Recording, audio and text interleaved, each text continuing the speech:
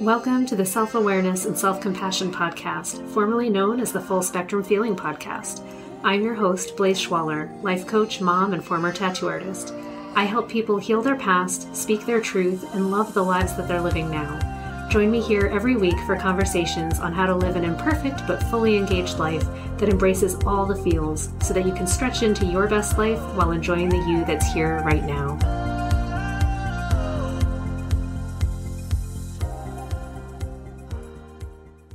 Hello, it's Blaise. Welcome back to Full Spectrum Feeling. And today we're going to talk about the feelings we have in our jobs, in our workplace, setting healthy boundaries around what we want to do, how we want to accomplish it, and how we might be able to communicate that to the people that we work with so that we have a stellar experience instead of, picking up all of our anxiety and stress and fear and conflicts and just carrying them with us from one aspect of our life to another, from one job to the next.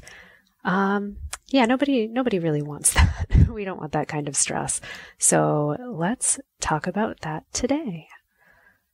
Recently, I found I've been working with several people that have been in job transitions.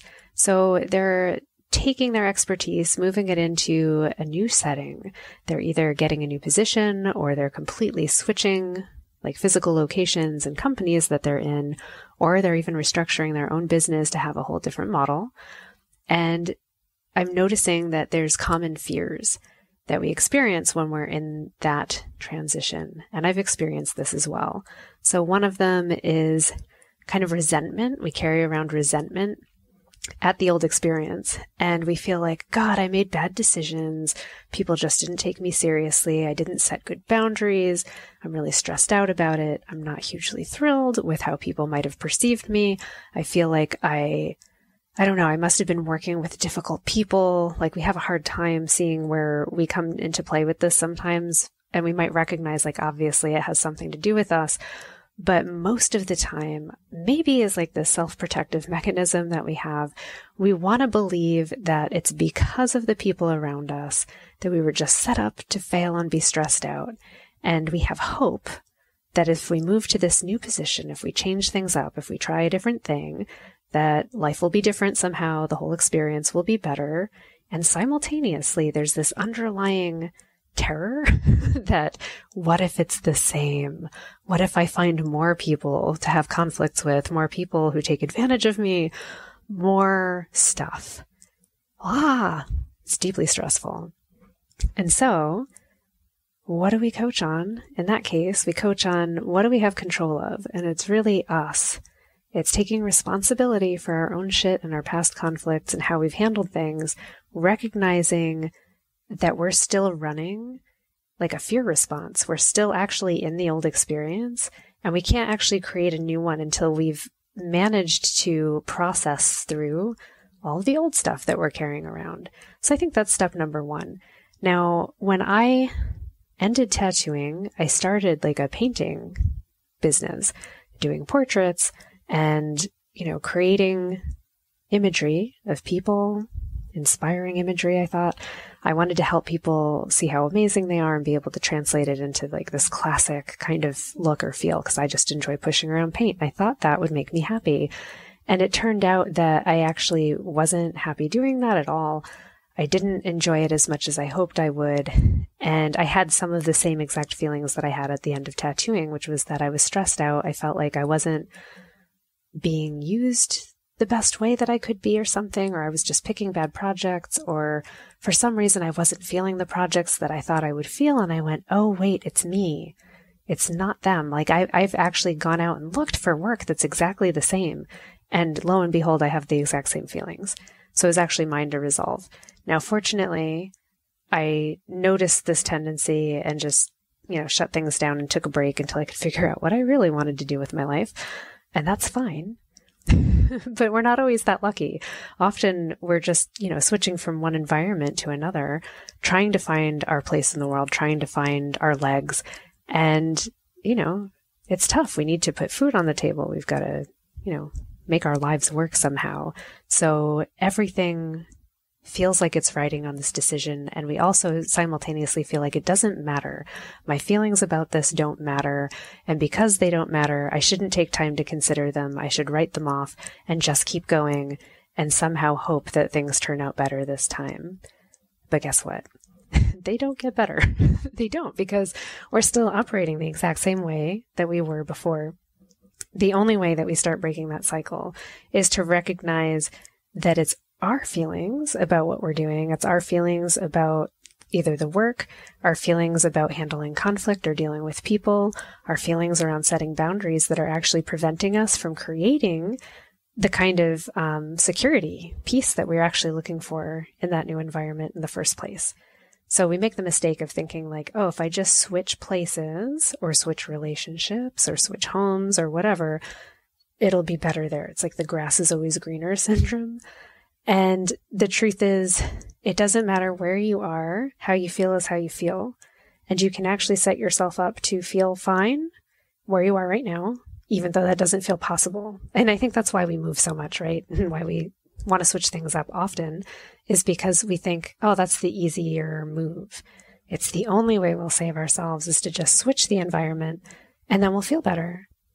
I think what happens when we're making that decision is we're underestimating how much our environment kind of responds to us. It's like we're the most important thing in our world and everything is happening to us, and yet we're not able to recognize that it's reacting and responding to us. And so our impact is actually really strongly felt by us.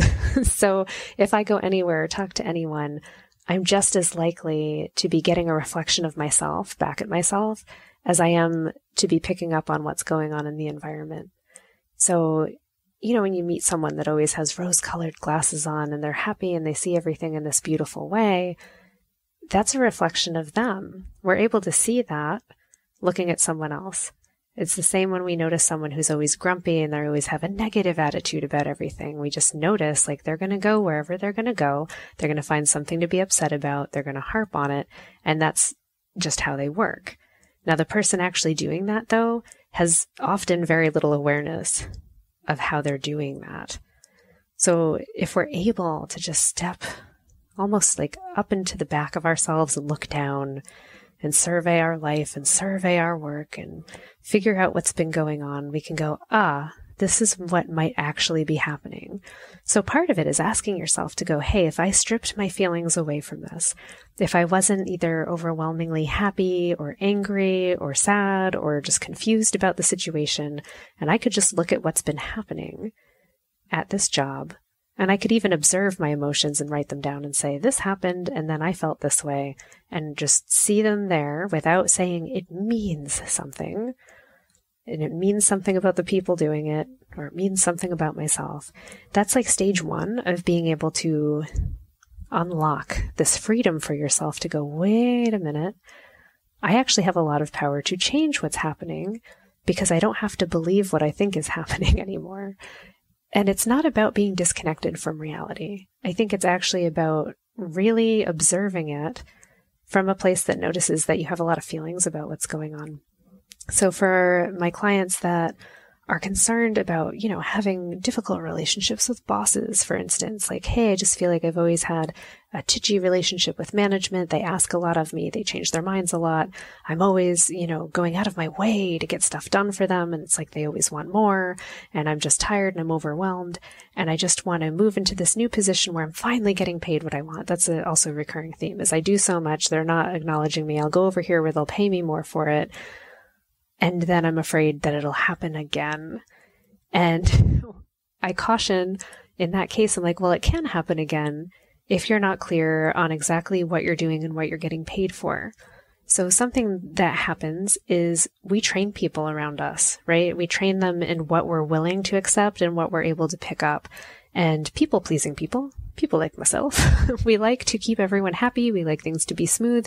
Often we're kind of overachievers and we value ourselves based on how much we can do and how impressive we can be with how we did it. And that's okay. It's a personality trait. It's not good or bad in itself. The danger is if you keep doing it and not letting people know what you're doing or how hard you're working, and you always have that smiling face on, even though inside you're screaming and you're tired and you're drowning. Nobody knows. People in the world aren't mind readers, so you have to set some boundaries and be clear about when things are starting to get beyond what you signed up for.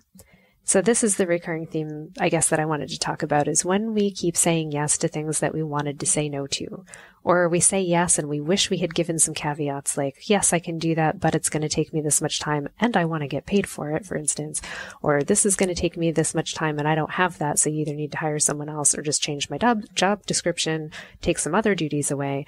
These are things often we don't say. Often it's coming from fear. And it's not coming from this place of security where you know your worth, you know what you can do, and you know that you can command that. So many of these issues can be resolved before they even begin. And I guess this is like the joy of switching to a new place where the grass seems greener, is that you do have that golden opportunity. That's what we're recognizing there, is it's this opportunity to reinvent yourself. I guess the problem with it is that most of the time we don't. Maybe that's what I meant to say. So we have this opportunity. Things have changed. We can do things differently, but then we don't. But what happens when we do is this beautiful new reflection of yourself as you are in your confidence, in your zone of genius, and in your boundaries, where you're like, this is actually what I do and how I operate. So many good things can happen when we're willing to just communicate what our skill set is, what we're expecting, what we're capable of accomplishing, our particular timeline, and not be emotional about it and not have it make an assumption about us as being less for saying that we need time, or being less because we're not willing to do 20 hours of work in a 8-hour time frame, that we're not willing to work the overtime. Like, we have a lot of preconceived notions about what that might mean and how it will be received and how our bosses will just go hire someone else. Like, so much fear culture is around us saying, if I don't push all the time and overachieve, someone else will swoop in and take all of my stuff. They'll take my job, they'll take the credit, they'll take whatever. And yet, living in that fear, you're seeing it happen anyway. Most of the time they have this fear because, I don't know, they see it happening around them. And yet I think, like, we're not seeing how we're contributing to our own fears being fulfilled. It's us stressing out about someone swooping in, taking our credit, swooping in and taking our job, that makes us even notice or leave opportunity for that to happen. Whereas when we're able to show up and say, hey, I know that I'm really great at doing these 5 things. You have hired me for these 5 things. When you come to me and ask for something outside of that, I'm going to just point out that it's outside of that and say, great, is this my new job description? And just have that conversation initially. Teaching people how to acknowledge and speak clearly and calmly and even joyfully with curiosity about things like that from the beginning sets people up to have amazing relationships with their new management. It sets them up to have amazing relationships with their bosses and coworkers, because everybody knows what to expect. They know that you're polite. They know that you're clear. They know that you're very secure, because you know what? Secure people can have that conversation. Insecure people cannot. It takes a secure person to be able to say, hey, you know what? I work best in the morning. I work best on these kinds of projects. I have time in my schedule for this kind of project and this one. Which one's most important to the company? Interesting. Okay, well, I'm noticing we have this kind of a problem. And it seems like we could solve it in a few different ways. Here's my thoughts on it. This is my assessment. And be able to say that and say, we have the fast way, we have the medium way, and we have like the slower way. They all have benefits. What do you think? Which would you prefer? Some of these ways involve having to get other people. Some of them involve taking a lot more time. Any of them is fine. I want to know what you want so that I can adjust. And I'm clear that I'm not going to be working 80 hours, or I'm not going to be switching departments. Or if I am, I'm clear that I want a raise for that. Or I'm clear that this needs to be temporary and I want something in writing about that. None of that needs to be perceived as pushy. Often we think it will be perceived as pushy, and I think that's because we're not used to being clear about our boundaries and clear about what it is that we're there to do. I think a lot of these things can be said with so much joy, and it can be received very joyfully and with relief, rather than with, oh my God, how dare you tell me no? Because I think the thing that I'm helping people learn to do is not to say no.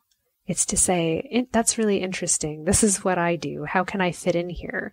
This is my boundary of how I can fit in. How do you want to use these skills? How do you want to use this skill set that I have or this time that I have?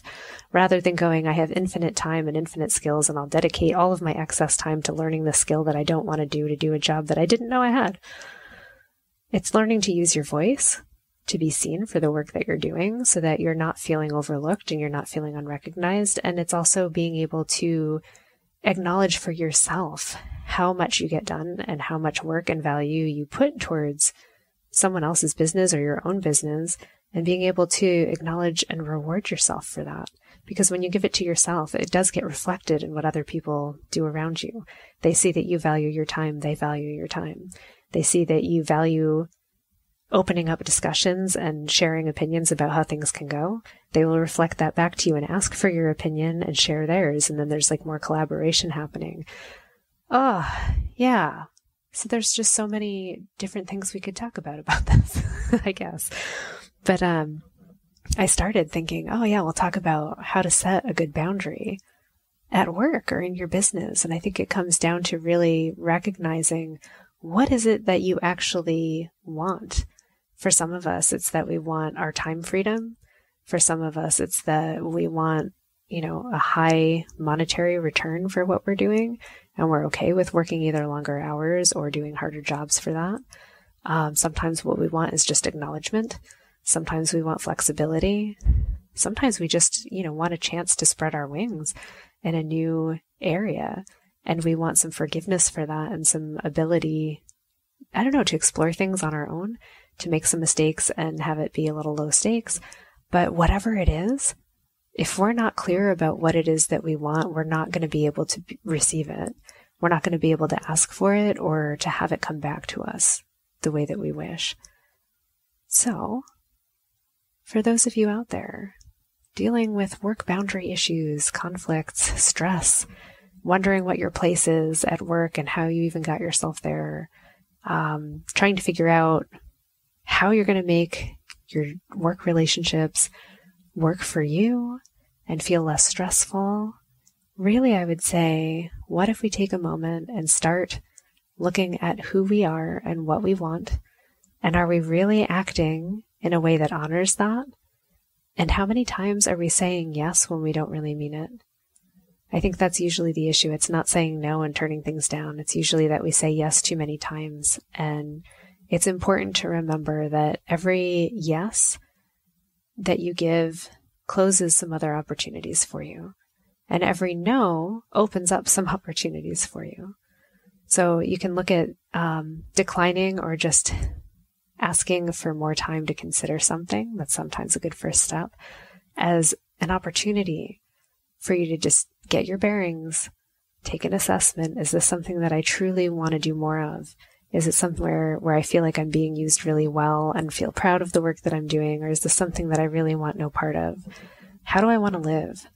And, I think particularly in the last few years, people are more and more coming to this realization that it's about how we want to live.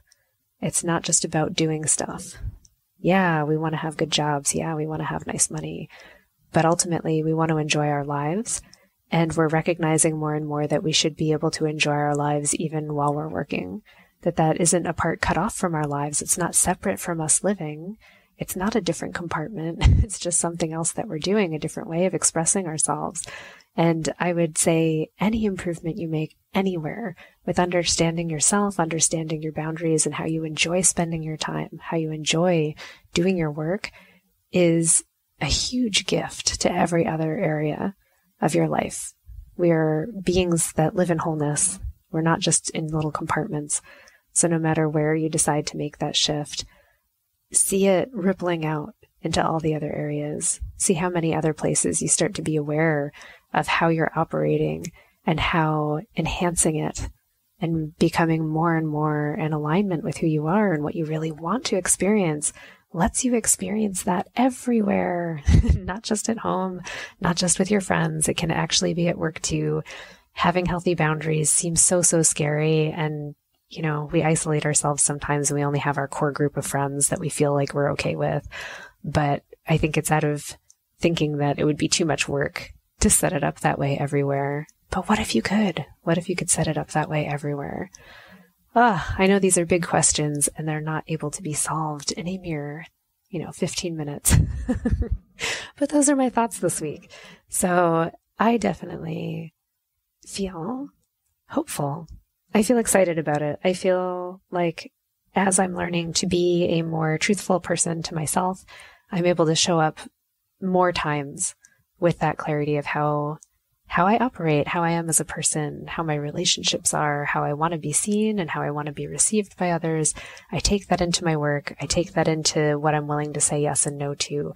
And I'm kind to myself when I get it wrong because I'm human. I get it wrong sometimes because we all do. But I don't let it become the prevailing pattern. So, my friends, may your prevailing pattern continue to improve and be more and more joyful and full of ease for you this week and every week. I'll see you next time. Have a great weekend. Thanks so much for joining me. If you enjoyed this podcast, please subscribe and share it with someone you love, and leave us a review. You can learn more and get some self-compassion tips and tricks by visiting coachwithblaze.com, where you can sign up to get my free booklet on overcoming anxiety, overwhelm, exhaustion, and burnout. I'm sending you so much appreciation and love, and I'll see you next time.